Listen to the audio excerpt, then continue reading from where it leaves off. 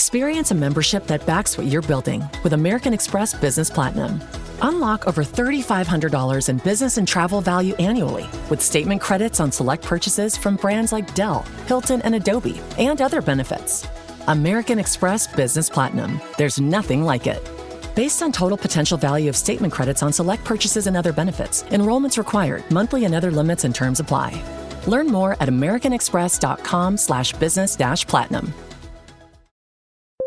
When you need to build up your team to handle the growing chaos at work, use Indeed Sponsored Jobs. It gives your job post the boost it needs to be seen and helps reach people with the right skills, certifications, and more. Spend less time searching and more time actually interviewing candidates who check all your boxes. Listeners of this show will get a $75 sponsored job credit at Indeed.com/podcast. That's Indeed.com/podcast. Terms and conditions apply.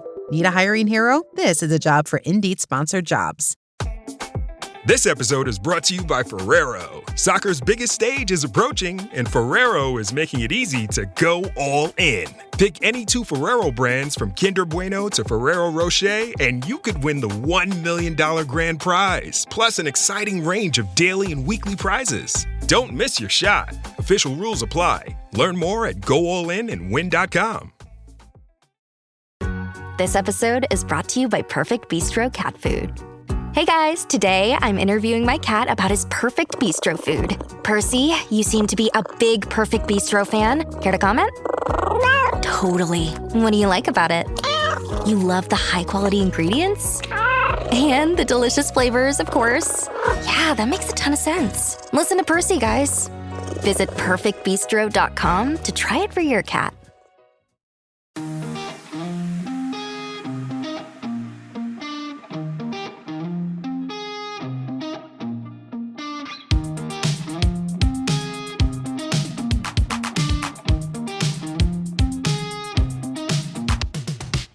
Back with another episode of Keeping Current with Kansas City. This is Seb Bell from the KC Soccer Journal. With me, Carrie Robinson, and we will not discuss any of her news. Daniel Sperry from the KC Star. We have coming off of a win for the Current on the road. That's Carrie's big news, is the Current one on the road. And good save. how are you doing today, Carrie? I'm doing good. Just got dinner with some friends, which is why I'm late. So apologies. Usually I am the one early, or at least on Right. time. Yeah. I was Usually it's Sperry that's really late. yeah, I was surprised to see Sperry here actually. Wow. Yeah. It's how about you, Daniel? How you doing? Are you all drummed out? Yeah, it's been a lot of time working on tuning a drum set into a sound system in a very this is way too much information that's not soccer related. But anyways, yeah, I'm tired of banging drums in a boring, repetitive manner. My leg actually kind of hurts from how long I spent using the kick drum only for Oh. like 10 minutes straight. Anyways, I have news though. I finally got to write something for the Kansas City Star again, and so that was good stuff. You can check out. I'll pimp my column now. But you can check out a weekly column about soccer in Kansas City on kansascity.com. Yeah, you're doing a little more of being a column writer now than a recap writer. Yeah, I mean, look, You'll still do some of everything, right? you'll see me less often, but still with as much information as I probably would have given you beforehand. So Cool. don't worry about it. But yeah, excited. I will still see you at least a couple times a week. Oh, still out at everything, folks. Yeah. Ooh, just saw a goal. It's a game that's on there that doesn't really relate to the Current in any way, shape, or form. All right. Current managed to get a win on the road. Any thoughts? We did it. We're back. Listen. Nope. Let me have this, Sperry. Okay. Last week we talked about me driving to Chicago, constantly getting the updates that it's 4-0 for the Current, and then I watched Sporting KC lose 5-0. So let me have this. I'm gonna say we're back. Doesn't matter if we are. Doesn't matter if we're not. We are back. She is in the mood to be happy. Go ahead. Well, let her be happy. Thank Get you. it out. Thank you. What made you think that the team is back? Chris Armas, we were back. Sorry. Uh, actually, Chris Armas, welcome to being here in this position. Um, you know, I thought that the attack looked great. I think we should have had more goals than there were by far. Corey was out there. She probably could have had another. At least there was a sitter. At least, maybe two. Um, but it was good vibes. I'm a little sad that Chewinga didn't get a goal in, but she left Cooper's ball to go and goal and didn't steal it, so I'll allow it. How about you, Daniel? What was your best impression from there? I think it was not the necessarily how the offense looked. I think regardless this team is capable of scoring goals, it's more about how they played when they didn't have the ball. For me, I thought they were more aggressive. They were reading and kind of reacting to they weren't, I would say reacting. They were on the front foot defensively, if that makes sense. Everything they were making decisions and making plays in anticipation of what was coming, not in reaction to what was happening. And I thought that that was really good to see because that's not something that we have seen. Last year, you saw everything they had created situations and game states where everything was very predictable and easy to read for them. And I feel like that's not the case as much this time around, but everything was a lot less like even Kayla Sharples, a lot less reacting to what's happening and trying to defend by reacting to things and being more proactive and reading the play, snuffing it out early.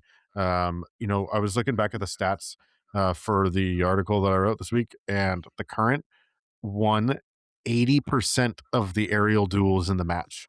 And that is just like, I mean, I know you've got a good aerially defensive team, but to have for me like that, that number is pretty high. And I was impressed by the way that you go back and look at the stat sheet, especially on FootMob. You're welcome, Cody, for finally saying it right. Um, if you go back and look at the stat sheet, like sure, North Carolina kind of out expected goals them, but they really only had they took 18 shots as opposed to the current's 9. So a lot of little kind of paper cut type shots. But then you look at the rest of the defensive stats from there. The current dominated that stat sheet.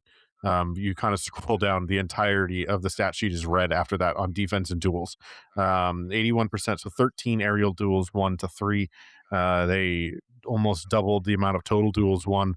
They tripled the amount of interceptions that the Courage had. And so we saw the proactive defending turn into chances too with the counter pressing, which was kind of a hallmark of that 2025 team, being able set traps and kind of get back going to it. So Doesn't he? Yeah, Thad, how did you feel about the game?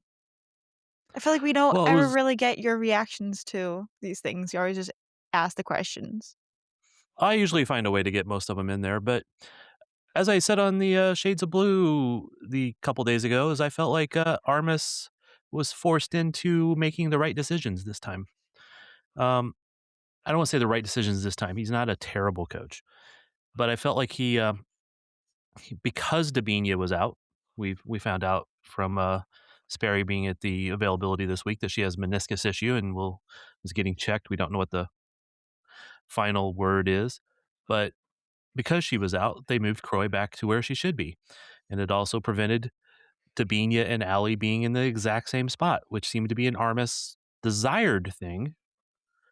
So Croy moving up meant Rocky Rodriguez came in, which meant that there was a little more defensive presence in those 6 roles.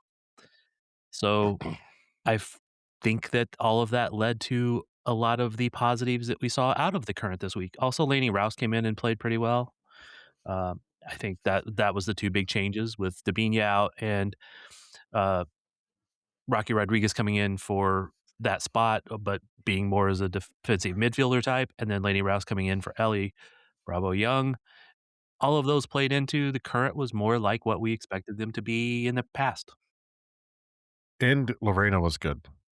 Like, Lorena was phenomenal.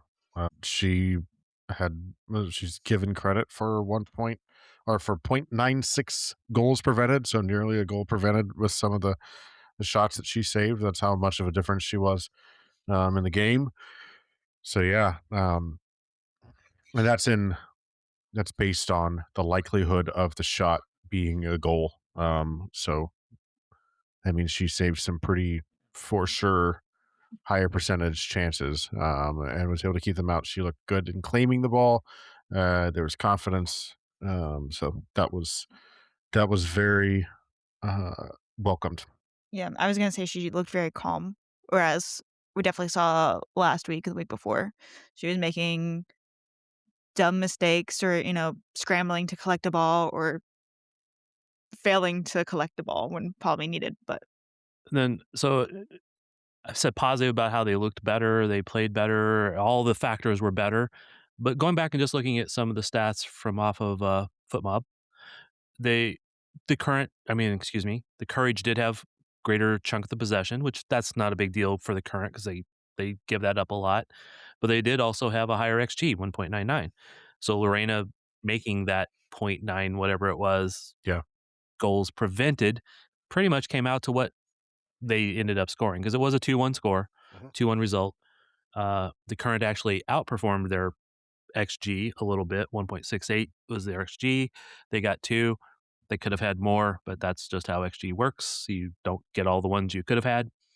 So overall, a positive sign on the road for the Current if they can keep up the defensive presence, all of those factors to it.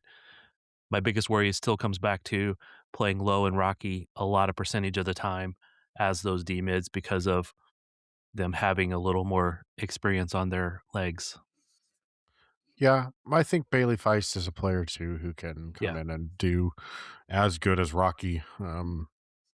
To be honest, so I'm fine with if there is a bit of rotation there, or Rocky's got 60 minutes in her, Bailey's got 30. You feel good about that. Feel good about Bailey taking 60 out of a Right. game too. So Positives to Bailey Feist. Don't get me wrong. We've yeah, talked about her before that we yep. thought Mhm. maybe she'd be filling in some of that role. So far, she has not done it for a large chunk of time. We Yeah. are pro Bailey Feist on this podcast.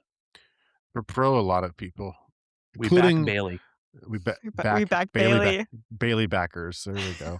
uh, Lady Rouse. I wanted to come back to Laney Rouse too. She was kind of in a different spot in this game. I thought it was pointed out, I think post game, by Armas that uh, the Courage like to build up down that right hand side and then kind of lob it into the back post to Ashley Sanchez. Um, and I thought Laney Rouse had 7 clearances in the game, and 6 of them were headed clearances that she made. She snuffed out any and all of those chances that Ashley Sanchez, who has 5 goals this year, is one of Right. the leading scorers in the league. Ashley Sanchez had a total of 39 touches, which is a lot, but she had 1 chance created. She had 3 shots that were all off target. Uh, one, 2 of them were odd headers late. One of them was a shot from about like 30 yards out that had no chance. So like that's she was dispossessed 3 times. I just thought the that Rouse's game with her was impressive. I was hoping that we'd see that. I talked about that on the pod beforehand, and she kind of passed the test for me. I think she's a really darn good player and a player that Yeah. we're going to be talking about for a while with this team defensively. Hometown magic. She's from North Carolina. She is. She said there was about 30 something people there for her at the game. Wow. Between like high school, her whole high school team, her parents, everybody was out there. And they had a lot of fun. So that's pretty cool. There's a lot of connections back to North Carolina too, because there's other players that played for North Carolina previously. Yeah, Centnor spent some time out there, North Carolina. I know when Haley Hopkins played with Yeah. the Courage too. And then Chandler Brands, the team PR person, she was the sports information director for the women's soccer team at UNC prior to coming to the Current. So I think I was told she spent some time out there over the weekend as well, seeing old friends. There's one more too, if you want to keep diving down that rabbit hole. Go for it. My cousin Emery. Oh. Ah, Emery Bell. Yes. Yes. Whose sister Macy Bell plays for the Courage and Right. did not play, Yes. sadly. I was going to bring that But one she up is pretty good. as a Wichita, because she's a Wichita native. Mm-hmm. Yeah. And for the record, Emery does not claim any relationship to my family in any way, shape, or form. I do think that because we both have the last name of Bell, we are somewhere distantly related. However, she vehemently, she adamantly denies that, which I don't blame her, quite honestly. So My Emery's last a nice name. person, but she does not want to claim any relationship to me. She was the most recent addition to the current media relations team, whatever the right term is, who tends to focus more on the current two and Yeah. other stuff, but she's there usually for most availabilities. So Yep. they are mostly a very nice people there that we deal with. Yes. On a regular basis. Yes. Make Even if they can't predict any time. All right. Anything else we need to cover from that game? I was just I- gonna I mean I was gonna just say I thought Michelle Cooper looked the best that she's looked all year long. I didn't think she looked great in Washington, and then she was phenomenal in North Carolina. So the goal that she makes, that's dribble it around the goalkeeper there and slot that in. That's nice work. Right. And apparently Croy does not like easy goals. No, what a No. banger! What a volley! It's beautiful. Yeah. That's why she needs to be up there and not as a deep lying playmaker. Well, and person. not too. At the beginning of the year, they had her playing kind of out on the left too, and I know. it's just I'd rather have her out there than deep. I'd rather just have her centrally as a 10. Right. Figure it out. Exactly. And again, that's why I think they were kind of forced into making the right moves. But what do I know? All right. Last word on the North Carolina game. I do want to say that the NWSL is also back with this game, not just Casey Current. NWSL, because hair pulling is back. Yes. Yes. The hair pulling. I understand that North Carolina probably wasn't the benefit to the replays that were very obvious about the whole situation, but the vehement anger and befuddlement by everybody screaming at the ref and the fans in the stands besides themselves were hilarious, having seen the play on TV on broadcast and being like, oh yeah, that's a definite hair pull offense and that's a Yeah. red card. It was cut and dry.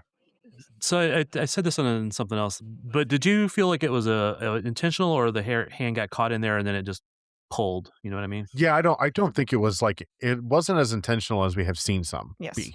Right. And I That would one at the be beginning of the year with yes, Portland. with Reina That was not Reyes. Yeah. intentional either. I don't know. Was it Reyes? Yeah. I there are some that have looked intentional Right. over the years. This one was not to me. But it doesn't intent doesn't No, I know. fully It seemed like a hand placement went somewhere that maybe wasn't the smartest, hand positioning, and then, yeah, Yeah. if that makes sense. Yeah. I appreciate that they are being consistent on how they are judging those. You pull hair, it's a red card, you're out. It's good. Mhm.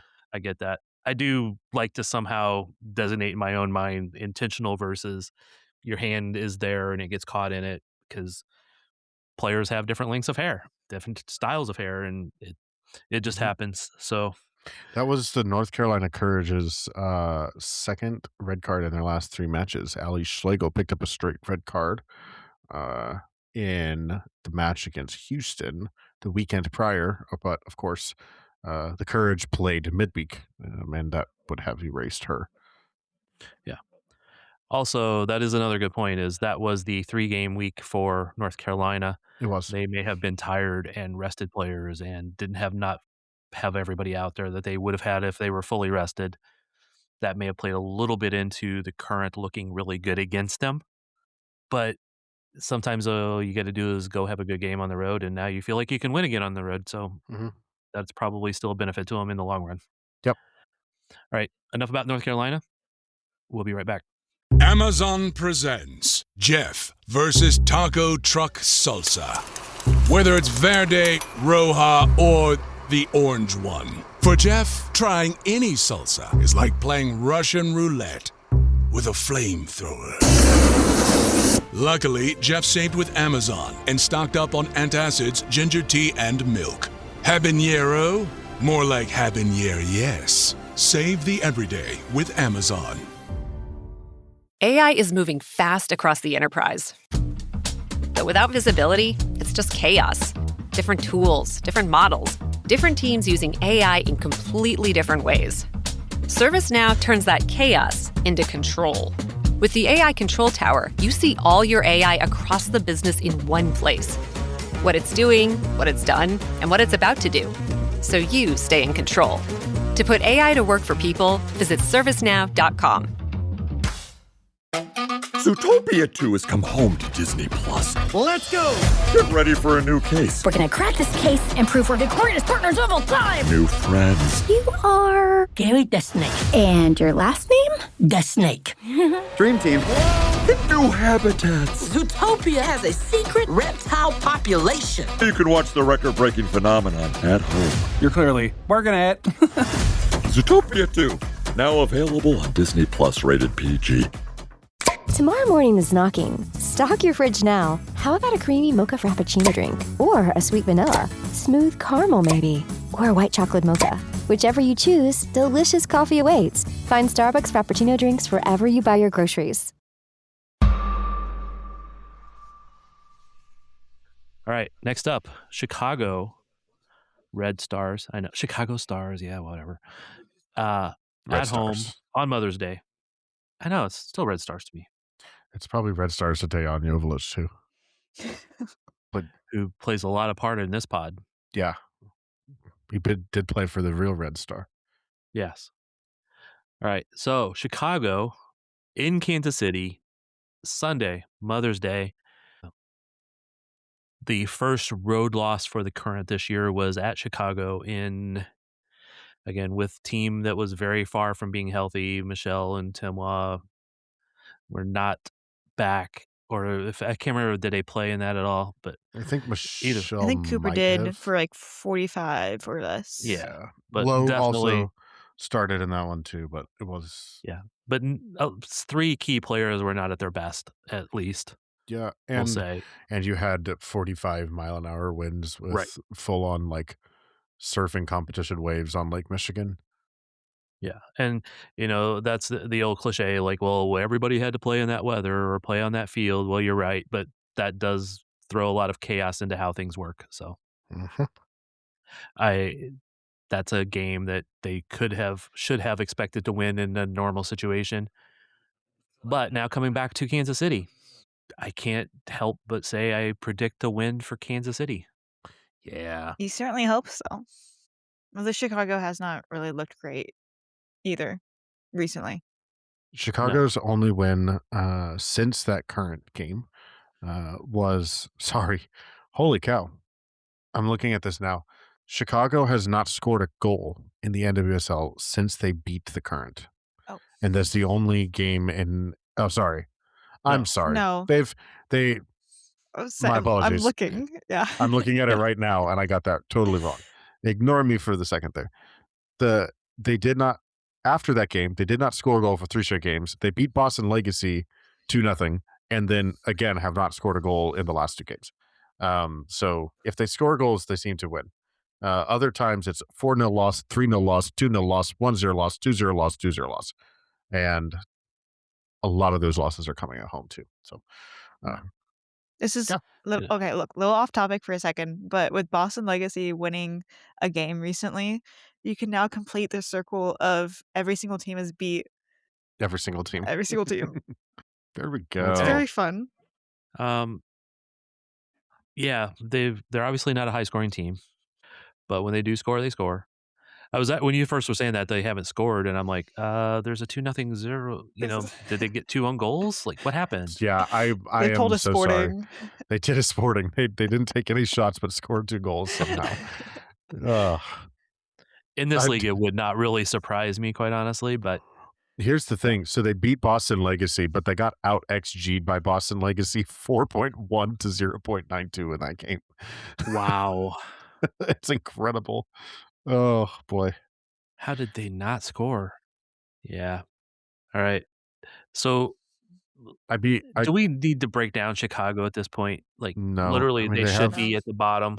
They have the worst expected goal or worst goal differential, and I would not be stunned if their expected goal differential is not the worst in the league. Although I just don't have the ability to pull it up as quickly as I would like to for this podcast. Right. But Yeah, They're at no negative problem. 11. And goal, yes, in regular goal differential. Yes. Yeah, that's they've scored 4, given up 15. They're minus 11, the worst goal differential in the league, and the only reason they're not at the bottom is there's Boston Legacy and Racing Louisville. And the Current beat because the Current got beat by them. Yeah, which again, it was not a good week for the Current. All those factors, bad coaching, bad rosters, bad all this other stuff. But they still probably should have got a result at Chicago if it had been any kind of normal situation. So, and then we'd be having a whole lot of different conversations in this world. So how about let's just go with this? I'm gonna say 3-0 win for the Current. I'll go classic 2-0 win for the Current. I'll go 4. Yeah. Yeah. Who do you think? I'll say Croy, Coop, and Temwa gets a brace. Ooh, how about you, Carrie? 2-0. What are you going? I'll say Cooper and Temwa. Look, I think that everything in my life would go correctly if Temwa scores at home. Everything in your life is based upon Temwa scoring. Yes. The only thing that gives me joy in life right now is Temwa Chiringa. I think you're lying to us. Anyway, I am going to keep my mouth shut from this point forward about that subject. I am going to say Cooper, Hopkins, and somebody on Chicago. That's who scores. Do you want to give a prediction to whose own goal? No, I do not. Okay. I would have. That would require me to go look at the roster again, and I don't want to. All right. I guess the biggest news this week was Dabinia was injured, and we knew she was injured, but Armas admitted to the fact that it was a meniscus, and she could be out months or a very short time, which would still probably be a couple months because the World Cup break. I haven't heard anything else. Have you, Daniel? No, I have not heard anything since. We'll maybe get an opportunity to check in on that on Friday. But here's the thing, like, and I put this in my article. Like Chris Armas said, she might be out for months. Well, that if you have there's 2 surgeries on this.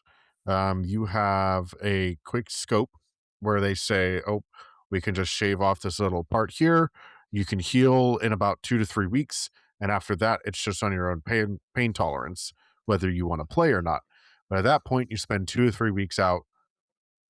So 2 to 3 weeks out from that, from like the day, let's say they did the scope today. 2 or 3 weeks out today puts them at the 20th, and then you have a game on the 24th and the game on the 30th. Like, I mean, maybe in the game in the 30th, do you sub her on kind of thing? But like, why risk it when you then have the opportunity to have her all the way back in June, and you get health and can not push anything forward. The NWSL Challenge Cup is June 26th, and then the Current return to action on July 3rd. So you conceivably, she's out for the month of May, she's out for the month of June, and saying months would be correct no matter what she goes through. Now, if it is a more severe thing, we're talking a Croy Bethune type meniscus repair, which would put her out for it's probably 3 to 4 type of months, where when Croy tore her meniscus, it's not the same situation, of course, but when Croy Bethune tore her meniscus, she was out for 4 or 5 months with that injury. Dabinia is not throwing a baseball. Dabinia is not throwing a baseball. But we don't know how she heard it. We don't know how she heard it. But that's my whole point here, folks. Get back on the rails here. Was that the time frame? Derailing things? This is probably not a good thing to be talking about by a team that's sponsored by CPKC. Like, yeah. Derail the train. Could you imagine if the toy train that they have outside of the stadium just flipped over? I would want to get photos. Yeah. Anyways. All right. What were you saying before you derailed yourself? I was upset before you guys derailed me. I was saying, regardless, Croy is probably is going to be out for months. I think it's safe to Dabinia. Sorry. Crap. I just made so many people. Okay, maybe 50 people who listen to us. Who knows? I don't have. We get more listens than that, but probably the rest of them just know you're. I made a lot of you just poop your pants there for a second. Dabinia is going to be out most likely, in my opinion, until July 3rd. At the earliest, I would not expect to see her until at the earliest the Challenge Cup or that NWSL action on July 3rd.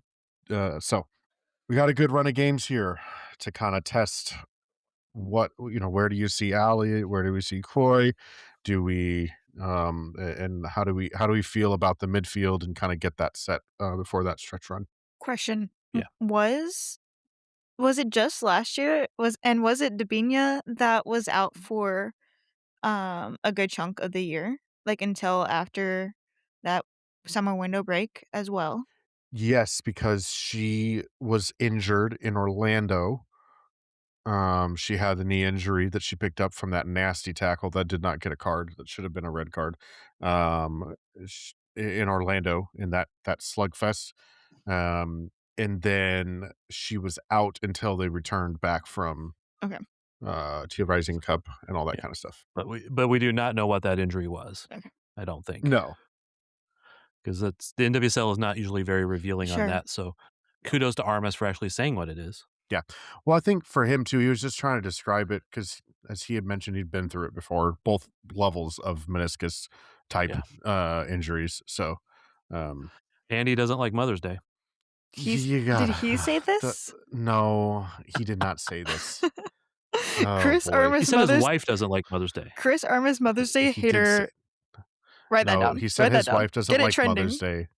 He said his wife doesn't like Mother's Day. Right. Because, I stand corrected. Because he tore his ACL 10 days before the World Cup. Right. On Mother's Day.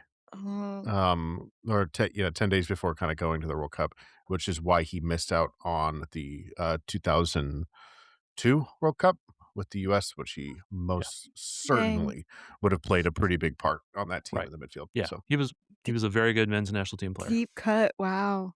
He's one of the greatest. I'm dead serious. Chris Armas is one of the greatest U.S. men's players ever, and there's a reason why he is a Hall of Fame player. So. Yeah. I would hesitate to say he's one of the greatest ever. However, I can see why you would say that. So, I mean, if you're in the Hall of Fame, you're one of the best ones, in my opinion. So I know. It's like, where do I draw that line? You're one of the greatest ever. 5 people are in that category, but that's the only reason I kind of argue that. That's fine. That's another pod, another day. Right. We need a pod where we just kind of cross all the streams in Ghostbusters to blow shit up, Who's on your Mount Rushmore, Thad? No, I'm just kidding. We don't need to do this. Of what? Of which Mount Rushmore? Mount Rushmore. U.S. players, men's and women's? Since nobody got to hear the pie and dessert segment 2 weeks ago. Oh, what's your Mount Rushmore of desserts? By the way, Riverside fixed it finally. Yeah. They said, okay, you can post it now. Great. Thanks. So I am going to cut that part out and just stitch it onto like one of these pods at some point, and it'll be totally irrelevant to anything else. Of course, it already was irrelevant to anything else. But now, since you mentioned the pie cake segment. Wait, mine is ice cream, cheesecake, chocolate chip cookies, and peanut butter pie. So the Mount Rushmore of desserts is where you're going. Yes. I want to get that in before we went to another subject. Does it, I mean, okay, that was my question are we going to do like general things? Or are we going to do something specific? Like a chocolate chip cookie and a sugar cookie are two different categories, right? No, or two different things. Cookies. Two very different things. Great. Yes, I mean, yes. I agree. That's why I specified whenever I said chocolate chip cookies. Ice cream generalized. All right, hold on a second. We're taking a break. We'll be right back. Okay, we are back now for the Mount Rushmore of dessert segment. We've already talked soccer. We've already talked other stuff. I got you to listen to hopefully one more commercial, and then we're going to talk about this. The Mount Rushmore of desserts, because we will post a pie cake segment at some point. I don't have time to do that right now, but since we're already recording, it doesn't take up much more time. Your Mount Rushmore of desserts is, Carrie, repeat this. Okay. Ice cream, generalized. So I think we'll just say like vanilla. If you got to specify cookies, you got to specify ice cream. Okay. Yeah. I'm sorry. We have to have some kind of rules here. Okay. I'll just do vanilla ice cream. You can do whatever you want, but you may be mocked for it. Yeah, I know. Vanilla bean ice cream. Specifically vanilla bean. Vanilla bean. It's so white. The ice cream. Me or the ice cream? Both. Yes. Yes. Okay, and then chocolate chip cookie. Sorry. Peanut butter pie, specifically from Slice of Pie in Rolla, Missouri. And then cheesecake. Like plain cheesecake. I think cheesecake is one we can be a little bit generalized on, but that's my ruling. With some caramel on top, if we want to get very specific. Yeah. Not a lot though. No. Daniel. Okay. On my we're not ranking them. It's just on the Mount Rushmore. Yeah. We're gonna go with tiramisu. I love a good tiramisu. Tiramisu, whatever. Sorry, I didn't grow up in Missouri and saw Warshed everything, or went to Washington. Or yeah, but you can't say tiramisu. Yeah, whatever. That's fine. People knew what I'm talking about.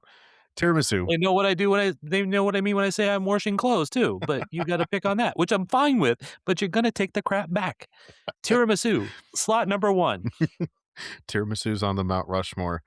Man, I have to go with a chocolate chip cookie, like Carrie said. But like it's the right type of like the perfectly chewy, melty, borderline cookie dough in the middle, like chocolate chip cookie.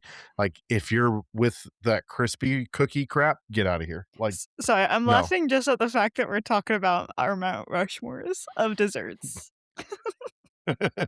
It's an epic segment that people definitely want to know. This is kind of like the After Dark segment where we just talk about whatever. So that's why I made it just a separate segment. Okay, back to it.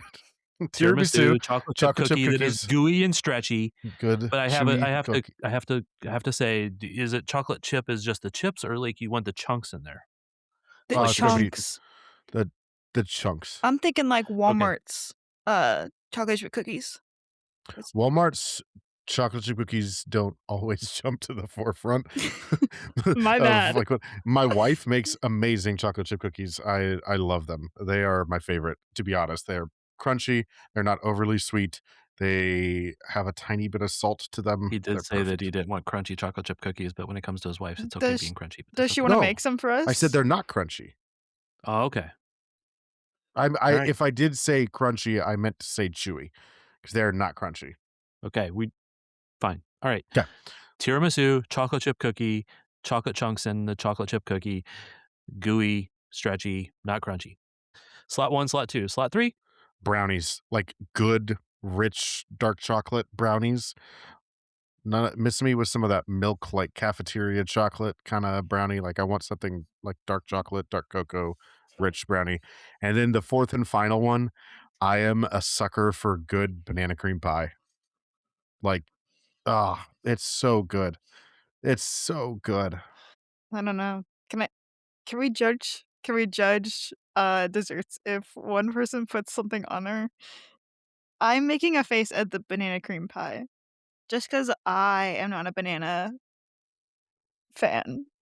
Banana Oh, anything Banana fan you know or what? banana? flavored. You know Banana what? I flavored. apologize. Banana cream pie is not. I'm not thinking of the right thing. Banana pudding. Okay. Banana pudding. I think it's slightly With the better chunks of banana on it. Good with banana pudding. vanilla Like, wafers. yeah, Okay. that's Yeah. what I was thinking of, not the pie. Okay. I was sitting there and I was like, what? That's not. I can get down with that. Yeah. My mom used to have family down in the South, and that's the one thing I remember about Yeah. Mississippi. That's the only thing I Good remember about banana. Mississippi. Good banana pudding. All right, so that's it. Tiramisu, chocolate chip cookies, brownies, banana pudding. Okay. Should I do mine? Yeah. Yes. I would hope so. No, that's it. That's This is kind of like a crossover to other segments, but pecan pie. Okay. Donuts that my grandma made. Yep. M&M cookies that my mom made. Okay. And That I'm pause, I struggling thought for you were like fourth. getting emotional there, like gonna start tearing up. Oh. Yeah, I'm trying to think what the fourth one is. I've been struggling with that. Like there's not really a fourth one that just makes me go like, that's the right up there. There's a lot of other ones that are good. I mean, ice cream, yes. But you know what? I will go with a warm brownie with a scoop of vanilla bean ice cream on it. wow. So I'm kind of combining two things from you guys. Yeah. But it is actually like sometimes I will get a brownie and put a little scoop of ice cream on it. Yeah. Our favorite is to do that with mint chocolate chip ice cream. So good. At Christmas time, I make my brownies, and then at the last 5 minutes, I put peppermint patties on them and let that melt on the top of them, and then once they've melted down, you just take, like, a quick butter knife and, like, spread it around on top, and it treats it like a icing kinda thing on it. It's quite good. The only thing I like mint on is Altoids. Shame. You're missing Don't out. like mint ice cream, don't like mint any flavored, that sort of stuff. But that's just me. All right. Anything else we should discuss today? Or things we should not have discussed? We can tie this into going back to the Hall of Fame class for U.S. soccer because former FCKC player Heather O'Reilly was inducted. And the person that introduced her was former FCKC defender Yael Averbuch, who's now the GM for Gotham. But, Yes. another KC player to the Hall of Fame. Although she wasn't here all that long, she did win. She did. Haya was one of my favorite players just because of how hard she gave every play. Like she played hard. So, all right. I appreciate you both joining. We will get this posted tomorrow and people let us know what your favorite desserts are. That's good. We are out.